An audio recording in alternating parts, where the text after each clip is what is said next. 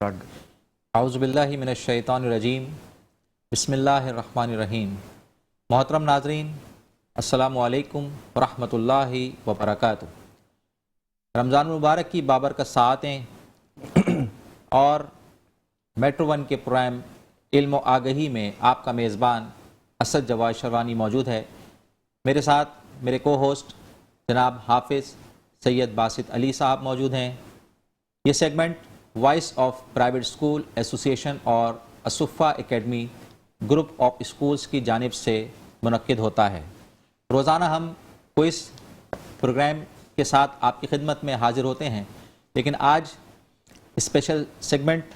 دو اہم موضوعات پر مشتمل ہے۔ آج 17 رمضان المبارک ہے۔ آج وہ دن جب حق و باطل کا بڑا معرکہ غزوہ بدر ہوا، جس میں ایمان، صبر اور قربانی کی لازوال مثالیں قائم ہوئیں، اور ایک ایسی ہستی جو علم و حکمت کا سمندر تھیں، ہزاروں احادیث کی راوی، وہ معلمہ، عالمہ، فاضلہ، پاکیزہ، صدیقہ، طیبہ، طاہرہ، عابدہ، زاہدہ، ام المومنین حضرت عائشہ صدیقہ رضی اللہ تعالی عنہا کا یوم وصال ہے۔ کروڑوں سلام شہدائے بدر، اصحاب بدر اور ہماری امی جان حضرت عائشہ صدیقہ رضی اللہ تعالی عنہا پر۔ اللہ کریم ان پیاروں کا طرز عمل ہمیں اپنانے کی توفیق عطا فرمائے، اور ان کا یہ طرز عمل رہتی دنیا تک ہمارے لیے مشعل راہ ہے، ایک مثال ہے۔ ہمارے درمیان دو اہم معزز شخصیات جید علماء کرام موجود ہیں۔ میرے دائیں جانب وائس آف پرائیویٹ اسکول ایسوسی ایشن کے وائس چیئرمین اور بصیرت اسکولنگ سسٹم کے پرنسپل پروفیسر علامہ غلام محی الدین قادری صاحب تشریف فرمائے۔ حضرت آپ کی آمد کا بہت بہت شکریہ۔ میرے دائیں جانب وائس آف پرائیویٹ اسکول ایسوسی ایشن کے چیئرمین اور Alsuffah academy group of schools کے ڈائریکٹر پرنسپل پروفیسر محمد عامر بیگ صاحب تشریف فرمائے۔ سر، ہم آپ کو بھی اپنے اس سیگمنٹ میں خوش آمدید کہتے ہیں۔ اسی کے ساتھ میں اپنے کو ہوسٹ جناب حافظ باسط علی صاحب سے گزارش کروں گا کہ پروگرام کو بقایا کہ آگے لے کے چلیں۔ کیسے ہیں باسط بھائی؟ آپ خیریت سے ہیں؟ الحمدللہ طبیعت وغیرہ ٹھیک ہے آپ کی؟ ماشاءاللہ بڑی خوشی کی بات ہے کہ آپ نے گزشتہ جو سیگمنٹ ہوا ہمارا وہ حضرت خدیجہ الکبریٰ سلام اللہ علیہا کے حوالے سے آپ نے بہت خوبصورت انداز میں اس کو ہوسٹ کیا تھا، اور اب بقیہ پروگرام آپ جو ہے لے کے چلیں ماشاءاللہ۔ ناظرین السلام علیکم ورحمۃ اللہ، میں ہوں آپ کا میزبان باسط علی۔ ناظرین آج 17 رمضان المبارک ہے، اور 17 رمضان المبارک کو خاص نسبت حاصل ہے ان شہدائے بدر کی، ان جانثاران مصطفیٰ صلی اللہ تعالی علیہ وسلم کی کہ جو کم و بیش نہتے حضور نبی کریم صلی اللہ تعالی علیہ وسلم کی محبت میں اپنی جانوں کا نذرانہ لے کر حضور صلی اللہ تعالی علیہ وسلم کی خدمت میں حاضر ہو جاتے ہیں۔ ان کے لیے کہ جو سرکار دو عالم صلی اللہ تعالی علیہ وسلم کے فرمان کو حق سمجھتے ہوئے اپنے سے 3 گنا زیادہ دشمنوں سے لڑنے کے لیے تیار ہو جاتے ہیں۔ آج ان کی یاد کا دن ہے، آج ان کی یاد کا دن ہے، اور اسی حوالے سے انشاءاللہ ہماری بات ہوگی۔ آج غزوہ بدر کی بات ہوگی، آج اس کے پس منظر کے حوالے سے بات ہوگی، آج نبی کریم صلی اللہ تعالی علیہ وسلم کی پیشن گوئیوں کے حوالے سے بات ہوگی، اور اسی پر روشنی ڈالنے کے لیے آج ہمارے ساتھ آپ نے سنا ممتاز و معروف علماء کرام مفکر اسلام موجود ہیں۔ میں سب سے پہلے علامہ پروفیسر عامر بیگ صاحب سے چاہوں گا پہلا سوال کرنا۔ حضرت، ایک بہت اہم سوال اپنے پروگرام میں شامل کرنا چاہوں گا کہ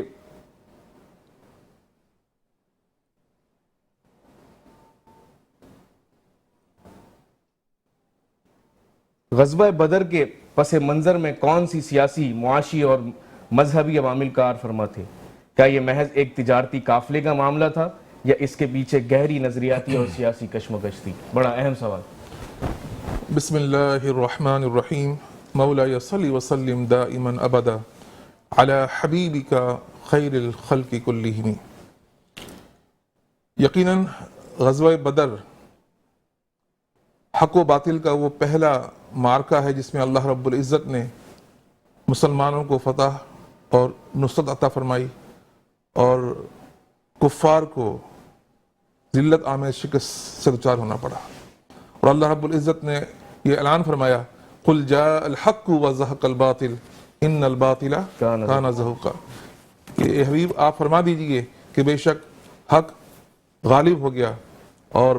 باطل مٹ گیا، ان الباطل کان زہوقا، اور باطل یقیناً مٹنے کے لیے ہے۔ بے شک۔ غزوہ بدر کے جب ہم پس منظر کی بات کرتے ہیں کہ اس کے سیاسی اور مذہبی کیا عوامل تھے،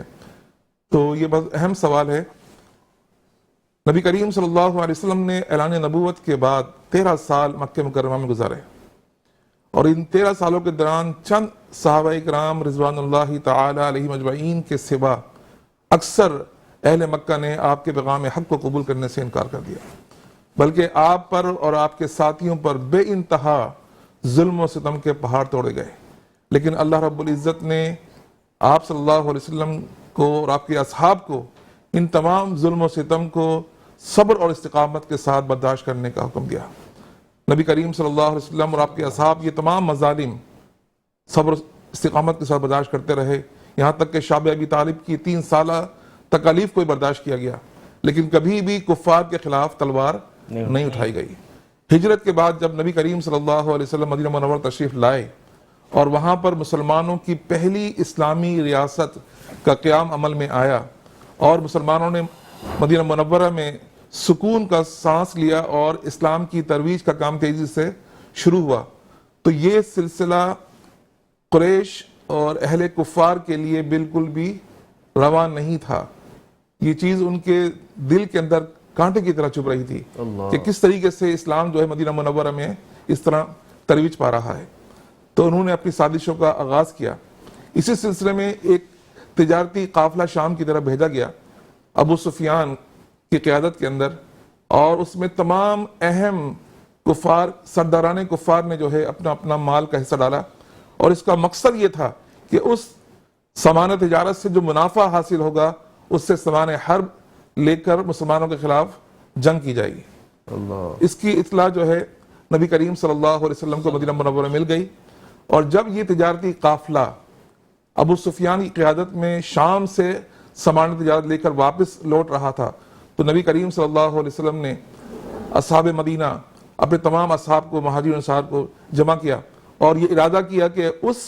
سامان تجارت کو راستے میں روکا جائے تاکہ اس مال کی وجہ سے اہل قریش کو تقویت حاصل نہ ہو۔ تو اس ارادے کے ساتھ بغیر جنگ کی تیاری کے جو بھی سامان میسر تھا، اس سامان کے ساتھ نبی کریم صلی اللہ علیہ وسلم بدر کی طرف روانہ ہوئے۔ تو وہ جو شام کا سفر تھا وہ بدر کے راستے سے گزرتا تھا، تو نبی کریم صلی اللہ علیہ وسلم بدر کی طرف روانہ ہوئے، اور آپ کی اس روانگی کی اطلاع جو ہے ابو سفیان تک پہنچ گئی۔ تو ابو سفیان نے ایک سفیر اپنا دوڑایا مکے کی طرف کہ جا کر انہیں یہ اطلاع دی جائے، ابو جہل کو اور دیگر سرداران کو، کہ ان کا سامان تجارت خطرے میں ہے اور اس کے بچاؤ کے لیے وہ کوئی اقدامات کریں۔ تو فوراً ابو جہل نے جو ہے 1000 کا لشکر جرار تیار کیا، اور فوراً انہوں نے وہاں سے روانگی اختیار کی تاکہ مدینہ منورہ پہنچ کر مسلمانوں کو روکا جائے یا ان کے خلاف جنگ کی جائے۔ لیکن ابو سفیان نے اسی دوران وہاں سے راستہ بدلا اور بدر کے راستے سے ہٹ کر دوسرا راستہ اختیار کیا، اور حفاظت کے ساتھ پورا سامان تجارت جو ہے وہ مکہ مکرمہ کی طرف لے گیا۔ لیکن اس وقت تک جو ہے وہ ابو جہل اپنی پوری فوج کے ساتھ وہاں سے روانہ ہو چکا تھا، اور جب یہ معلوم ہوا کہ ابو سفیان وہاں پہنچ چکا ہے تو انہوں نے ارادہ کیا، لوگوں نے مشورہ دیا کہ اب ہمیں واپس لوٹ جانا چاہیے، جو مقصد تھا وہ پورا ہو گیا۔ لیکن ابو جہل نے کہا کہ نہیں، ہم پوری تیاری کے ساتھ یہاں پر آئے ہیں، اور اس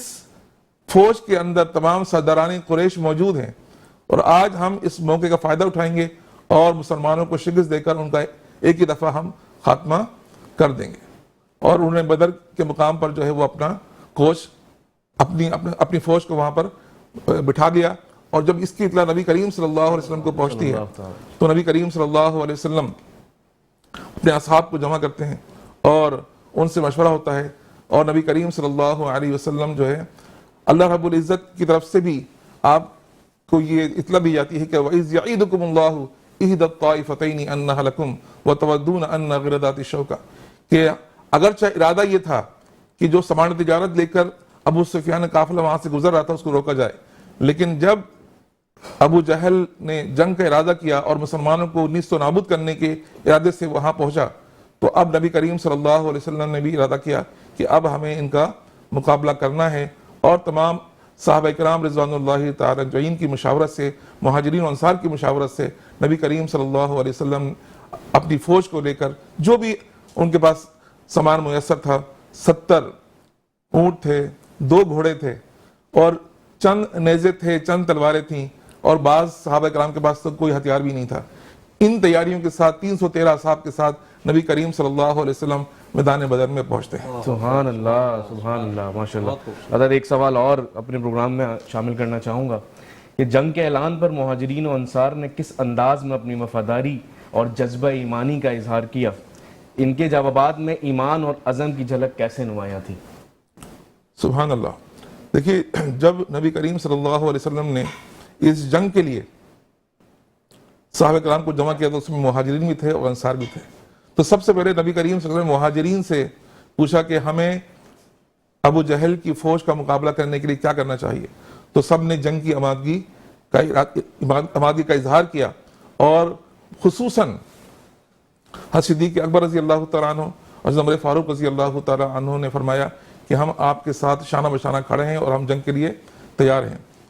اور اس موقع پر حضرت مقداد رضی اللہ تعالیٰ عنہ، جو بھی مہاجر صحابہ میں سے ہیں، آپ نے بہت خوبصورت الفاظ میں اپنی حمایت اور اپنے ساتھ کا اعلان فرمایا، اور یہ کہا کہ یا رسول اللہ صلی اللہ علیہ وسلم، ہم ہر حال میں آپ کے ساتھ ہیں، ہم وہ نہیں بنی اسرائیل کی طرح کہ جنہوں نے حضرت موسیٰ علیہ السلام سے کہا تھا کہ اذهب انت وربک فقاتلا انا ہاہنا قاعدون، کہ تم اور تمہارا رب جائے اور وہ کفار سے مقابلہ کرے، ہم یہاں کھڑے ہو کر انتظار کریں گے۔ نہیں، آپ ہمیں جو حکم کریں گے، آپ ہمیں آگ میں کودنے کے لیے کہیں گے تو ہم آگ میں کودنے کے لیے تیار ہیں۔ اور انصار کی طرف نبی کریم صلی اللہ علیہ وسلم نے دیکھا۔ اب انصار وہ تھے جنہوں نے بیعت عقبہ کے اندر آپ کی مدد کا وعدہ کیا تھا کہ اگر کفار مدینہ منورہ پر حملہ آور ہوئے تو وہ نبی کریم صلی اللہ علیہ وسلم کو دفاع کریں گے۔ اب معاملہ کچھ اور تھا کہ مدینہ منور پر حملہ نہیں ہو رہا تھا، بلکہ مسلمان خود باہر نکل کر ان سے مقابلے کے لیے جا رہے تھے۔ تو جب نبی کریم صلی اللہ علیہ وسلم نے اہل انصار کی طرف دیکھا، انصار مسلمانوں کی طرف دیکھا، تو وہاں سے حضرت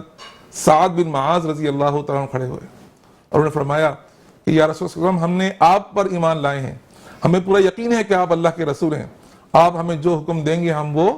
کریں گے، اگر آپ ہمیں حکم دیں تو ہم سمندر میں آپ کے ساتھ کودنے کے تیار ہیں، اور آپ کے ساتھ ہم آپ کے آگے سے، آپ کے پیچھے سے، آپ کے دائیں سے، آپ کے بائیں سے مقابلہ کریں گے اور دشمن کے ساتھ جنگ کریں گے۔ یہ وہ جذبہ تھا جس کا اظہار مہاجرین اور انصار نے جو ہے نبی کریم صلی اللہ علیہ وسلم کے ساتھ کیا۔ سبحان اللہ، بڑے خوبصورت انداز میں حضرت آپ نے فرمایا۔ حضرت ایک اور سوال آپ کی طرف آنا چاہوں گا، علامہ غلام الدین قادری صاحب۔ غزوہ بدر میں نبی اکرم صلی اللہ تعالی علیہ وسلم کی قیادت کی نمایاں پہلو کیا تھے، اور آپ صلی اللہ تعالی علیہ وسلم نے کس طرح جنگ کے تمام مراحل کو منظم کیا؟ بسم اللہ الرحمن الرحیم۔ لقد کان لکم فی رسول اللہ اسوۃ حسنہ۔ اللہ تبارک و تعالیٰ نے ہمارے پیارے نبی سید عالم نور مجسم اور سالار اعظم صلی اللہ علیہ وسلم کو، امام المجاہدین کو، رہتی دنیا تک آپ کو، آپ کی زندگی کو نمونہ عمل بنایا ہے۔ یہ جو بدر کا واقعہ ہر سال الحمدللہ مختلف چینلز پر، مختلف محافل میں اور مختلف مجالس میں ہمارے ڈسکشن کا یہ موضوع ہوتا ہے، غزوہ بدر۔ تو غزوہ بدر جو ہے صرف اور صرف ایک غزوہ نہیں ہے، بلکہ رہتی دنیا تک کے لیے مسلمانوں کے لیے مینارہ نور ہے، اس سے روشنیاں ملتی ہیں۔ آج بھی اگر دیکھیں، جیسے قبلہ پروفیسر عامر بیگ صاحب نے بنیادی باتوں کی طرف نشاندہی فرمائی، میں اسی میں سے ایک دو باتیں اور ایڈ کرتے ہوئے آگے بات لے کر چلنا چاہوں گا کہ جو غزوہ بدر کے عوامل تھے ان میں ایک بہت بڑا جو عمل تھا وہ تھا معاشی عوامل، کہ آج بھی دیکھیں نا تو پورے عالمی استعماری جو قوتیں ہیں ان کی جان جو ہے وہ معیشت کے اندر ہے، اور معیشت اگر ان سے چھین لی جائے تو ان کی کمر ٹوٹ جاتی ہے۔ ایسا ہی اس زمانے میں تھا کہ مکۃ المکرمہ کے ہر گھر کا پیسہ اس قافلے کے اندر انوالو تھا، گویا کہ یہ قافلے کا لٹ جانا یہ پورے مکے کی معیشت کو تباہ کر دیتا، برباد کر دیتا۔ اور نبی کریم علیہ السلام کی جو اسٹریٹجی تھی وہ حکمت عملی تھی، آپ نے اس کاز کو پکڑا کہ اگر ہم اس جگہ کو ہم روکتے ہیں تو ان کی کمر ٹوٹ جائے گی. تو رسول کریم صلی اللہ علیہ وسلم نے اس سے قبل، بدر سے قبل کئی آپ نے چھاپا مار دستے بھیجے اور جو ہے وہ جا کے ان کی پیش قدمی کے لیے. بلکہ جب وہ قافلہ مکہ سے آیا تھا مدینے کی طرف، شام کی طرف، تو حضور علیہ السلام نے اس کو وہاں روکنے کی کوشش کی لیکن وہ نکل گیا تھا. لیکن جب وہ واپس آیا تو رسول کریم صلی اللہ علیہ وسلم نے اس کو روکنے کی کوشش کی وہاں پر،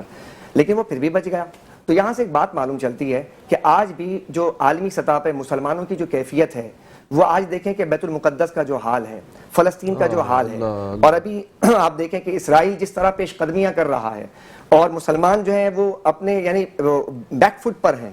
مسلمانوں کو یہ سوچ اور یہ فکر بیدار کرنے کی ضرورت ہے کہ جب تک ہم ایک ویپن کے طور پر، ایک ٹول کے طور پر ہم اس کو استعمال کریں